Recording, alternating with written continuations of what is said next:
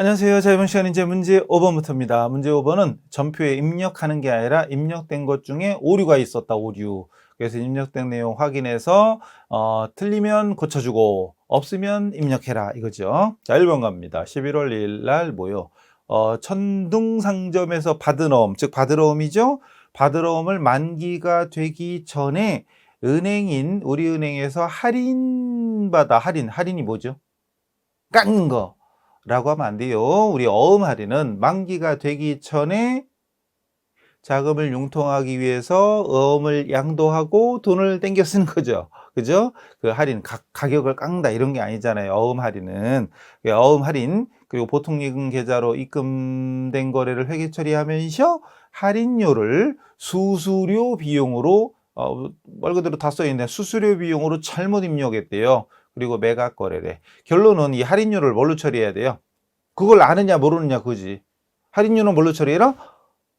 매출 할인.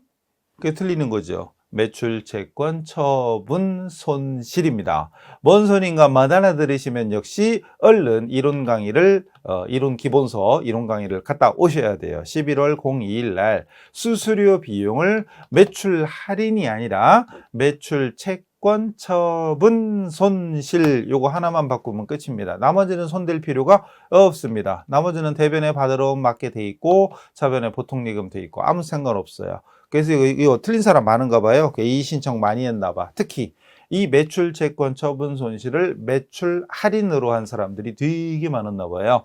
확정 답안에 그런 얘기가 써 있어요. 또 당연히 금액. 이 금액이나 계정 과목은 어느 하나라도 틀리면 다 틀린 거라 했죠. 빵점이랬죠. 이거 매출 할인 요거 틀리고 나머지는 다 맞지 않냐? 그럼 부분 점수 있냐? 엄서요. 빵점이야 그냥. 그래서 매출, 채권, 처분, 손실. 뭔지 모르는 사람은 기본서. 기본 이론서랑 기본 강의를 참고하셔야 됩니다. 요거 하나 굳이 메모하려면 수수료 비용 X 그래놓고 매출, 채권, 처분, 손실 메모하면 되겠죠. 다음 문제. 이건 뭐요? 따나 상사에서 상품을 구입하면서 매입하면서 대금은 소지하고 있던 달림전자가 발행한 당좌수표. 결론은 소지하고 있던 수표로 지급한 건 내가 발행해 준 게 아니지요. 그리고 달림전자가 발행한 거니까 결론은 내가 발행한 게 아니지요. 그럼 결론은 이건 타인 발행 수표. 즉 타인 발행 수표 즉 현금이죠. 타인 발행 수표는 현금이잖아요. 아까 앞에 뭐 있었지? 저기 당좌예금을 현금 줬고 막 그랬던 문제가 앞에 뭐 있었는데 그죠? 이건 현금이죠. 현금으로 지급했는데 당점은 내가 수표를 발행한 것으로 잘못 처리했다 이거죠. 결론은 현금 적을 걸 당좌예금 적었잖아요. 그럼 이건 당좌예금 지우고 현금으로 바꿔주면 되겠지. 날짜 12월 04일 날 12월 04일 날 딱 보면 대변에 당좌예금인데 이걸 현금으로 바꿔주면 끝입니다. 나머지는 손댈 필요 없어요. 이런 거 적유란 이런 거 필요 없습니다. 채점 안 하니까 넘어가면 되고 당좌예금을 현금으로 바꿨으면 끝. 상품은 맞지. 상품 구입이니까. 됐죠? 요거 하나 고치면 됩니다. 요것도 이 신청한 사람들도 있었나 봐요. 어쨌든. 그래서 전표 수정 문제는 틀린 것만 고쳐주면 되는 거지. 뭐 새로 입력하고 물론 기존에 있는 거 지우고 새로 입력해도 되긴 됩니다. 근데 굳이 뭐 그럴 일 뭐 있어. 틀린 것만 고치면 되지. 아까도 며칠이었죠? 11월 2일도 마찬가지. 틀린 것만 요 매출, 채권, 처분, 손실로 바꿔주면 되지. 굳이 다 지우고 새로 입력하고 할 필요 없어요. 됐죠? 자, 다음 문제. 자, 이제 결산이네. 결산정리사항 12월 31일 결산정리사항인데 여기서도 또 이런 게 있긴 있죠. 뭐가 있지? 뭐가 있죠? 왜 자동결산, 수동결산 있잖아요. 자동결산, 수동결산에 뭐부터 하냐? 수동부터. 끝나면 자동. 이때 회계 2급에 해당되는 자동은 기대감이 있죠. 기대감, 합격 기대감, 그죠? 기대감이 있고, 끝나면 F3, 전표 추가. 그죠? 여기는 근데, 있다. 감가상각인데 기대감 중에 감, 이거 자동이죠. 근데 나머지는 수동인데요? 수동이에요.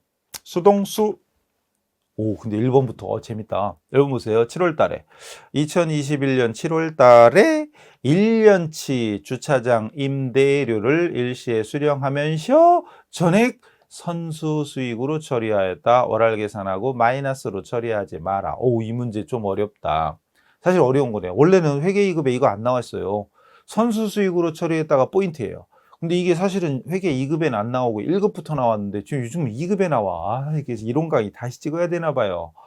2급에 안 나왔었거든요. 이건 1급 이후에 나왔지. 아이 참말로. 그래서 선수수익으로 처리하는 건 일단 여기서는 날짜를 예를 들어 볼게요. 7월 1일 날 받을 때 차변이 현금이었다고 가정하고 480만 원을 그 받고 대변에 미리 받았으니까 1년치를 미리 받았으니까 선수수익이다 이렇게 했던 거였죠. 근데 오늘 12월 31일 날 이제 7월부터 12월이니까 6개월 지났잖아요. 지나간 만큼은 선수가 아니지. 아니문이다 그럼 빼야지. 뺄 때는 역분계. 그래서 이 문제 정답은 뭐요? 이 문제 정답은 차변의 선수 수익을 차변으로 없애줍니다. 계산은 반띵이죠. 7월부터 12월이니까 반띵이니까 뭐 계산은 고민할 필요가 없죠. 그리고 대변에 기간 지나간 만큼은 임대료. 뭐 차변 240이면 대변도 240이겠죠. 안 써도 되죠. 어쨌든 이 문제 정답은 요겁니다. 그래서 결론은 12월 31일자에 차변에 선수 수익을 적고 그리고 금액 거래처는 필요 없습니다. 금액은 240만 원 적고 그리고 대변에다가 임대료를 적는데 400번대 적으면 임대료 수입이 아니고 900번대입니다. 임대료 900번대로 적어야 돼요. 자, 근데 이게 어쨌든 공부 많이 안 한 사람한테는 사실 어려운 겁니다. 회계 2급에 잘 안 나오던 거거든. 왜냐하면 보통 어떻게 나왔냐면 이렇게 나왔죠? 자, 이렇게 나왔죠. 어떻게? 자, 이렇게 7월 1일 날 임대료를 받을 때 현금이라고 치고 480만 원을 받을 때 대변에 임대료로 처리하는 거죠. 수익처리법. 수익으로 처리하는 거죠. 일반적으로 이렇게 선수수익으로 처리하는 게 아니고 임대료로 처리하는 거죠. 보통은. 그리고 12월 31일 날 대변에 있던 임대료 중에 이거 1년치잖아. 1년치인데 7월부터 12월은 단기 거지만 1월부터 6월까지는 차기 거니까 이건 단기분이 아니야. 그 차변으로 뺀 거죠. 그래서 금액이야 뭐 어퍼치나 매치나 240이고 이때 선수 수익으로 만들어주는 이걸로 많이 나왔죠. 원래는 회계 2급은 이것만 나왔단 말이죠. 사실은. 이것만 나왔는데 요즘 이게 나와. 지금 최근에 2번 나온 것 같은데 벌써 2번까지 해서 어쨌든 이 문제 정답은 이겁니다. 처음 하는 사람은 막 헷갈릴 수밖에 없는데 어쨌든 요즘 문제가 이렇게 나오고 있어요. 그래서 이렇게 나와도 사실 틀리는 사람은 꽤 있는데 심지어 이렇게 바꿔 선수 수익으로 처리했다. 이게 포인트. 그래서 선수 수익으로 처리하였다. 이게 포인트입니다. 그래서 이 문제도 아마 이 신청이 많이 들어왔었나 봐요. 그리고 금액이든 과목이든 어느 하나라도 틀리면 그건 빵점이랬잖아요. 감점이 아니라 빵점입니다. 자, 이게 좀 쉽지 않았던 문제였던 것입니다. 두 번째, 인출금 계정을 자본금 계정에 대체하시오라고 써 있는 건 친절한 거고요. 보통은 어떻게 나오냐? 인출금 계정을 정리하시오 이렇게 나옵니다. 인출금 계정을 정리하시오 이렇게 나와요. 그럼 정리하시오 나오는 건 결론은 자본금으로 대체시켜라 이 소리거든요. 원래는 대체시켜라. 그래서 인출금 계정을 정리하다 그러면 알아서 자본금으로 대체시켜야 돼요. 사실 이것도 근데 이 신청 많이 했었나 봐요. 왜 그러냐면 금액이 없어 그러니까. 금액이 없네? 그럼 인출금 금액부터 확인해야지. 그러면 이제 여기서 뭐 여러 군데 봐도 되지만 제일 쉬운 건 합잔을 보면 돼요. 합잔을 딱 열어가지고 12월, 엔터 치면 12월이 나오거든요. 그럼 쭉 내려가다가 인출금 찾아봐요. 자본 있는데 인출금이 있거든. 차변에 있네. 차변에 있고 대변에 빵원이야. 근데 잔액이 이상하게 차변에 안 쓰이고 대변에 마이너스라고 돼 있죠. 왜냐면 원래 자본이 대변이거든.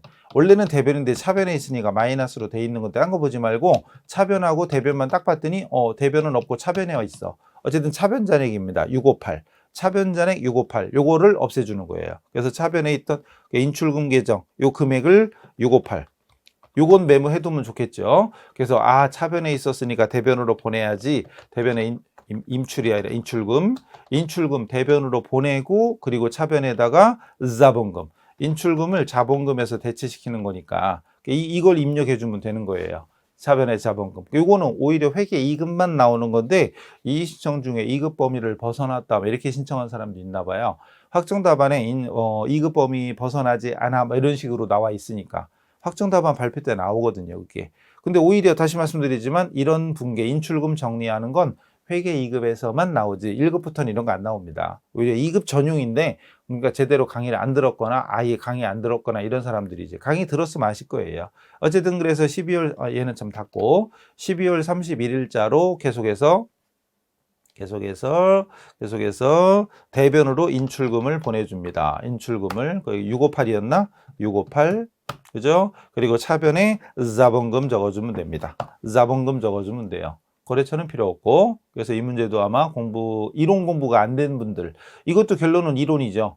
이론이 안 된 분들은 답안이 안 나오는 거예요. 답이 나올 수가 없지. 그러니까 결국은 실기 어떻게 입력하느냐가 중요한 게 아니라 이게 선수 수익으로 처리하는지 임대료로 처리하는지 이런 거에 따른 것은 이론 공부입니다. 어쨌든 이거 모르면 되게 어려운 거죠. 그래서 보통은 이건 회계 1급부터 나오던 건데 지금 2급에 이렇게 나왔다는 점 공부를 많이 하셔야 된다는 점 넘어가죠. 이것 좀 당연히 수동이죠, 참. 당연히 수동이었고. 이것도 뭐예요? 결산을 현재 본사 영업부에서 사용하지 않고 남은 송호품, 남아있는 송호품이니까 이건 다른 말로 하면 미사용액이잖아요.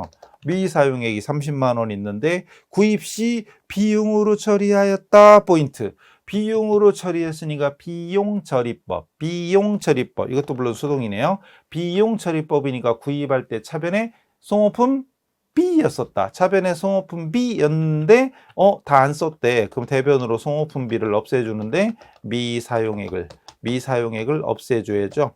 미사용액을 여기서 그냥 30만 원 써주면 되네. 30만 원 써주고 아직 안 쓴 만큼은 소모품으로 바꿔주는 것이 필요하죠. 그래서 결론은 정답은 차변의 송호품, 대변의 송호품 B 이렇게 됩니다. 뭔 소린가 역시 뭐 알아들으시면 이론 확인하셔야 돼요. 기본서랑 기본 강의 참조하세요.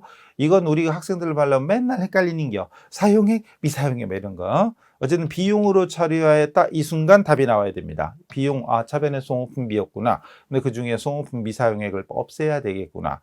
만약에 이것저것 다 하면 헷갈리나? 어쨌든 만약에 자산으로 처리하였다 만 이렇게 나왔다.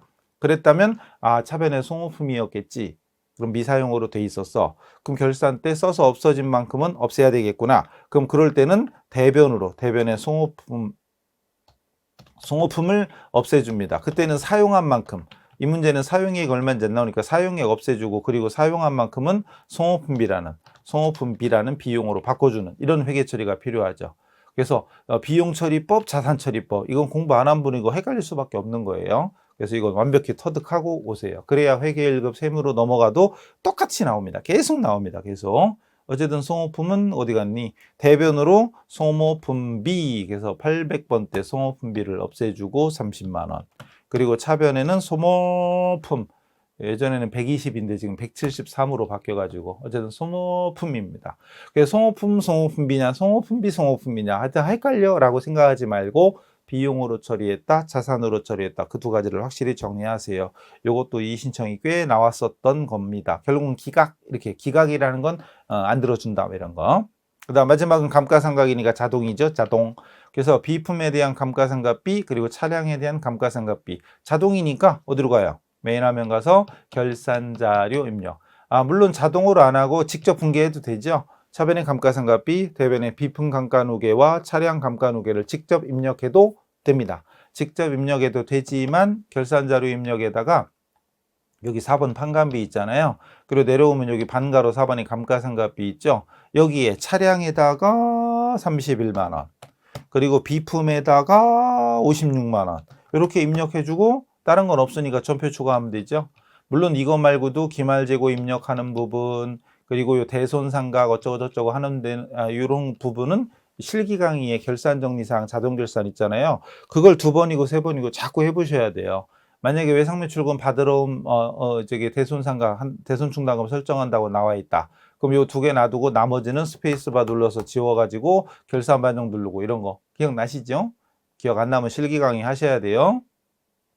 넘어가면 돼요. 어쨌든 여기서는 감가상각비만 해놓고 더 이상 없으니까 전표 추가 누릅니다. 이해 그러면은 완료 뜨죠. 그리고 일반 전표로 가서 아까 우리가 입력한 거는 송호품까지 해서 이 분계 3개인데 F12번 조회 F12번 조회를 눌러보면 뭐 상품 매출원가니 감가상각 분계니 자동으로 되죠.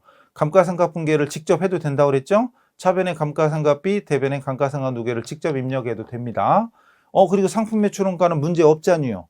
신경 쓰지 마세요. 자동으로 뜨는 건 뜨면 되는 게 냅둬요. 그건 중요한 게 아니에요. 그래서 자동 결산은 요 분계가 자동으로 되니까 자동 결산. 그러니까 자동으로 하든 수동으로 하든 뭐 답만 맞으면 정답으로 인정을 합니다. 됐죠? 그 자동이니까 끝. 직접 수동으로 해도 상관없다. 자동으로 하면 뭐 더 편하죠. 어쨌거나 그래서 저 결산 문제가 4문제였네. 많이 나왔네요. 이 문제가 약간 어려웠어요. 회계 2급 치고는 어려웠어. 자, 넘어가고. 자, 이제 마지막 장보조회. 장보조회도 전산회계 1, 2급 때는 이렇게 세 문제씩 이렇게 나옵니다. 자, 1번 상반기 중 1월부터 6월 판매 가능한 상품은 얼마냐? 이게 평상시 회계 1급보다 회계 2급보다는 좀 어려웠어요. 그래서 판매 가능한 상품 이런 말도 이론 공부를 제대로 안 한 사람은 잘 모르죠. 이거는 기초 상품 재고액 플러스 단기 매입액 이걸 얘기하는 거죠. 상품 재고자산 강의 편에 상품 계정으로 그려드렸잖아요. 기초 재고라 매입을 합쳐서 판매 가능 상품이라고 한다. 어쨌든 상품 계정 구조를 알아야 돼. 그럼 상품 계정을 알아야 되니까 계정별 원장 뭐 어딜 봐도 상관없어요. 계정별 원장을 보셔도 되고 아니면 뭐 다른 데 봐도 되죠. 일단은 한번 확인해 보죠. 여기저기 쑤셔 보자고요. 계정별 원장을 딱 한 다음에 1월 1일부터 06월 1월부터 6월이었으니까 6월까지 해서 상품 F2번 눌러서 상품 찾아도 되고요. 그게 상품인데 왜 이렇게 보기가 어려워. 맨 밑으로 딱 갔더니 맨 위에 있는 어머나 맨 위에 있는 이런 나갔다 어떻게 된겨 이게 자꾸 눌렀더니 이상한 게 됐네. 맨 위에 첫 번째 게요. 나갔다 들어와야지. 다시 나갔다가 다시 들어와야지. 상품부터 전기요일 있잖아요. 요게 상품 기초재고. 요게 기초재고가 나머지 매입액이야. 쭉 해서 맨 밑에 줄 보면 누계가 있잖아요. 누계가. 그래서 요것이 기초재고와 매입의 합계입니다. 어쨌든 이게 정답이에요. 맨 위에 있는 180은 기초재고 나머지는 뚜루루루 매입이에요. 어쨌든 맨 밑에 있는 70248 요게 일단 메모해야죠. 70248 일단 메모하시고요. 아니면 또 쉬운 것 중에 하나 합잔을 열어보자.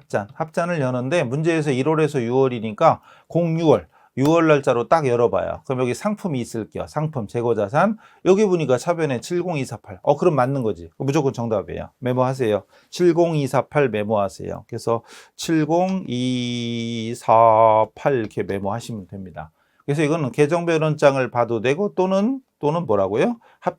합계잔액 시산표 합계잔액 시산표 우리끼리는 합잔이라고 하잖아요. 이렇게 봐도 됩니다. 어딜 봐도 큰 문제는 없어요. 어쨌든 요 숫자만 찾으면 되니까 상품 계정 보기에는 이게 훨씬 편하죠. 합잔이 어쨌든 합잔을 찾든 계정별 원장을 찾든 상관없다. 또 심심할 때 딴 데 쑤셔볼까? 총계정 원장도 한번 가볼까나? 총계정 원장도 가보면 1월부터 01, 01, 06, 30 딱 눌러서 상품 찾아보면 여기에도 여기 70248 보이죠? 180은 기초재고 나머지는 매입. 그래서 70248 어딜 보든 상관없다. 다만 좀 빨리 찾을 수 있는 데를 찾아야 되는데 이거 자꾸 여러분이 여기저기 들어가 보다 보면 이 장부에는 이런 내용이 나오고 이 장부에는 이런 내용이 나오고 이게 어느 정도 감이 생기잖아요. 다 외울 수는 없잖아요. 어쨌든 그래서 여기저기 쑤시다가 2군데 이상 똑같은 숫자가 나온다? 그럼 정답이지 뭐. 그래서 어딜 보든 상관없어요. 이거 말고 또 어디 봤죠? 조금 아까 총계정 원장? 어딜 봐도 상관없습니다. 넘어가도록 합시다. 손익계산서 심심한데 또 해볼까? 손익계산서 가볼까요? 06월 날짜로. 요거 보니까 기초상품하고 매입인데 이건 좀 헷갈리죠. 요거 두 개를 합쳐야 돼. 기초재고랑 매입을 합쳐야만 판매 가능 상품이니까 요거 두 개 더하면 70248은 맞긴 맞는데 좀 보기가 좀 거시기 하죠. 안 보는 게 낫죠. 어쨌든 답은 마찬가지입니다. 그래서 70248 다음 문제 1월부터 5월에 접대비 중 현금으로 지출한 금액은 얼마냐? 접대비 중 현금 지출액이 얼마냐? 이렇게 현금으로 지급된 이런 말 나올 때는 어디를 보랬죠? 1월계표, 1계표, 월계표, 1월계표, 월계표를 보라고 그랬죠. 물론 다른 데 봐도 되네. 아니 현금 출납장 아닌가? 아니 여기는 접대비의 현금 지출을 물어보는 거지 현금 지출이 아니죠. 현금만 물어보는 게 아니라 접대비의 현금 지출액이에요. 그래서 현금으로 지급한 이런 얘기가 나오면 1월 계표를 보시라 그랬어요. 왜냐하면 비용 같은 거 지출할 때 현금으로 나간 거와 현금 이외의 것을 구분해 놓은 데가 1월 계표밖에 없거든. 1월 계표밖에 없거든요. 확인해 볼까요? 1월 계표를 가보십시다. 그 중에 월 계표를 클릭하시고 1월부터 5월이니까 0105 딱 줍니다. 그럼 쭉 내려가서 판매비와 관리비 중에 접대비를 찾아보시면 여기 현금란이 있고 대체란이 있잖아요. 현금란에 있는 게 현금으로 지출된 거고 대체란에 있는 게 현금이 아닌 거니까 뭐 수표로 줬거나 카드로 줬거나 뭐 거식 이런 거죠. 어쨌든 결론은 요거 현금으로 지출한 건 375만 원. 3750 메모해놔야죠. 왜 이래 이거 3750 이렇게 메모해놔야 됩니다. 375만 원. 잘 보셔야 돼요. 이것도 그러니까 여기서 또 이걸 보고 요걸로 입력하고 이의 신청하고 이런 사람 많았나 봐. 환장하시겠어요. 현금란에 있는 게 현금 지급액이잖아요. 합계를 물어본 게 아니지요. 그죠? 현금으로 지급한 한글을 떼야 돼. 현금으로 지급한 접대비가 얼마냐 물어본 거잖아요. 그죠? 이의 신청. 이의 신청은 엄청 했나 봐. 이것도 이의 신청 많이 했나 봐 참. 판매 가능한 상품을 매입액만 갖다 놓은 거지. 70248이 아니라 기초재고 뺀 거. 아까 180이었나? 기초재고 빼니까 6,800 얼마가 있잖아요. 그거 가지고 또 적은 사람 많았나 봐요. 그러고 보니까 이 문제 7번은 1, 2, 3번 전부 다 이의 신청했었나 봐. 그래서 확정 답안 때 이건 기각, 이것도 기각, 이것도 기각, 뭐 다 기각될 거만 하는 게 일단 틀리면 하고 보는 게 이의 신청. 어쨌든 이의 신청 하시면 안 돼요. 우리는 그러지 맙시다. 그냥 딱 보면 답이 나오는 걸 뭐 답이 있는데. 단 이 문제 같은 경우도 회계 2급에서는 약간 어려웠다. 그래서 합격률이 51%라고 했죠. 51.08. 그러니까 사실 보통 우리 그 회계 2급 같은 경우는 50% 훨씬 높죠. 한 60% 왔다 갔다. 근데 그렇게 치면은 최근에 나왔던 것 중에 약간 어려운 거. 그러니까 조금 어려웠던 게 그 처음 시작부터 전표할 때 미지급급 나왔던 건가? 그거하고 또 뭐 있었지? 몰라요. 어쨌든 그래서 평상시보다는 한두 개 정도 약간 어려운 건 이런 거, 또 선수 수익이고 이것도 약간 어려운 거죠. 회계 2급 수준에서는 1급부터는 뭐 얘기할 필요도 없고 어쨌든 요것도 틀린 사람이 꽤 있었나 보다. 자, 마지막 문제 1월부터 6월까지의 판관비 중 건물 관리비 지출액이 가장 적은 이런 말 나올 때 차액을 물어봤대. 제일 큰 금액에서 제일 적은 금액 차익을 물어봤대. 어쨌든 가장 많은, 가장 적은 이럴 때는 어딜 보랬죠? 가장 많은, 가장 적은 이런 말 나올 때는 총계정 원장을 보시라고 했었죠. 실기 강의의 마지막 시간에 장부조회고 자주 나오는 그 문장 키워드를 찾아서 빨리 조회할 수 있는 거 정리했잖아요. 그죠? 가장 많은, 가장 적은 이런 말 나오면 총계정 원장 이거.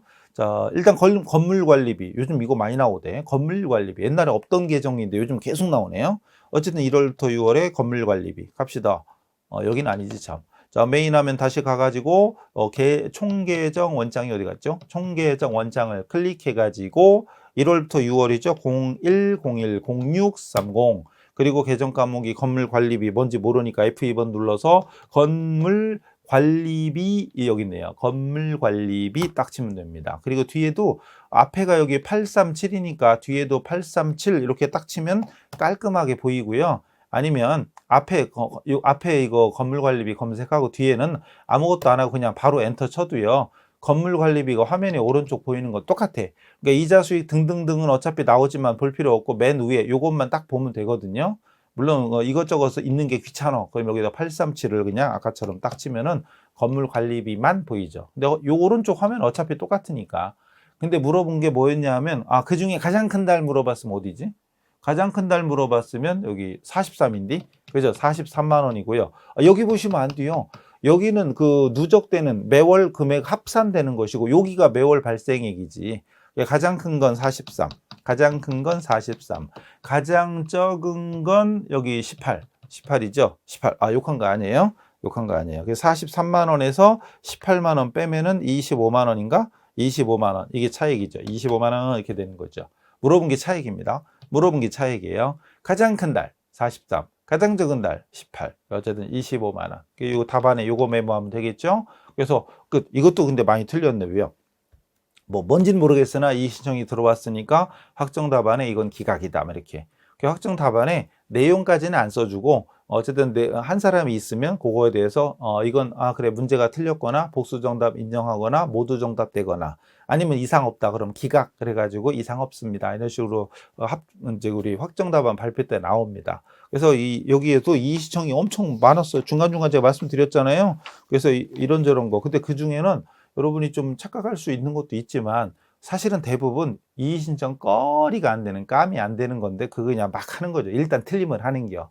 그래도 우리는 그러지 맙시다. 그럼 큰일 나요. 어쨌든 이래가지고 이제 답안 저장해야죠. 이제 자 메뉴 다 닫고 이제 메뉴 다 닫으시고 자 마지막 여기서 자 이제 실기 끝났잖아요. 그럼 시험장에서는 그럼 이론 풀어야지. 자 이론으로 가. 그럼 이론 막 풀어요. 열심히 풀어. 그럼 다 풀었어. 그리고 이제 답안 작성. 여기 답안 작성을 딱 눌러야죠. 그럼 그리고 여기 1번, 2번 딱 이제 여러분 그 답 체크한 거 다 해. 근데 웬걸 시간이 부족해서 열심히 풀었는데 요거밖에 못 풀었어. 그러면 안 되는데 우리 학생들은 그러면 안 돼요. 자 우리 카페 회원님들은 그러시면 큰일 납니다.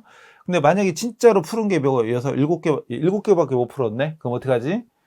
그 다음부터는 답 사이로 막 하지 말고 무조건 그냥 가만히 보니까 4번이 하나도 없어. 그럼 이제 나머지는 다 4번이야 그냥 막 4번 줄 세워 이렇게 줄 세워 진짜 그러시면 안 돼요. 만약에 어떤 사고가 있어서 시간이 부족해. 문제 풀려니까 5분밖에 안 남았대. 막 그럴 때는 이렇게 줄 세워요. 아셨죠? 진짜 이러시면 안 돼요. 자, 이제 아까 실무 답안 요거 70248-375 뭐 이거 있잖아요. 요거를 여기다 입력하는 거죠. 70248이었나? 그리고 여기가 375였나? 어쨌든 뭐 이렇게 마지막 25만 원 뭐 이런 식으로 해서 입력 끝났죠. 그럼 닫기. 다 했으면 닫기. 그리고 뭐라고 나오죠? 실제 시험 볼 때는 USB 꽂아놓고 한다고 그랬잖아요. 그죠? 자, 이제 다 끝났어. 그럼 여기 답안 저장. USB 저장을 눌러야 됩니다. 눌러가지고 여기는 찾을 수 없다 나오는 건 여기서는 안 했으니까. 어쨌든 실제 시험에서는 USB 꽂고 시작하기 때문에 저장되었습니다. 메시지가 뜨는 거 확인하고 그리고 이제 프로그램 닫고 그리고 이제 USB 빼서 감독관한테 제출하고 나가시면 됩니다. 문제지는 들고 가는 거예요. 그냥 가져가는 거예요. 문제지에다 메모할 거 메모하고 가져가는 거예요. 근데 평상시 이런 건 메모해 놔야 되겠죠. 이런 건 메모해 놔야 되겠죠. 근데 평상시 이런 붕괴 같은 건 웬만한 건 바로바로 입력하면 그만입니다. 그리고 중간중간 말씀드렸잖아요. 필요한 것들 메모하는데 신경 쓰다가 나중에 가서 이론 풀 시간이 부족해요. 그런 사람 되게 많아. 그래서 끝날 때 아직 더 못했는데요. 시간 좀 더 주세요. 안 주죠. 만약에 시간 될 때까지 제출 안 하잖아요. 그럼 감독관에 따라 좀 다른데 어떤 분들은 안 됩니다. 미리 공지를 하죠. 그리고 빨리 제출하세요. 딱 그러는데 어떤 분들은 얘기할 2번, 3번 얘기했어. 그래도 안 내. 그럼 여기서 자동으로 체크해버려요. 이 사람 탈락 이렇게 끝. 그럼 끝난 거예요. 이유 없어요. 그러니까 시간 될 때까지 딱 내야 돼. 그러니까 평상시 제가 하던 대로 이게 자꾸 따라하려고 노력해야지 시간도 절약되고 합격하는데 문제가 없는 거지. 니는 뜯으라 나는 내가 알아서 할게. 그래놓고 시간이 맨날 부족해서 찍고 막 이러고 있으면 곤란합니다. 아셨죠? 회계 2급 잘 해놓으셔야 1급이 쉬워지는 거예요. 그래서 100회였죠? 100회 전산회계 2급 기출문제 풀이 강의를 마치도록 하겠습니다. 수고하셨습니다.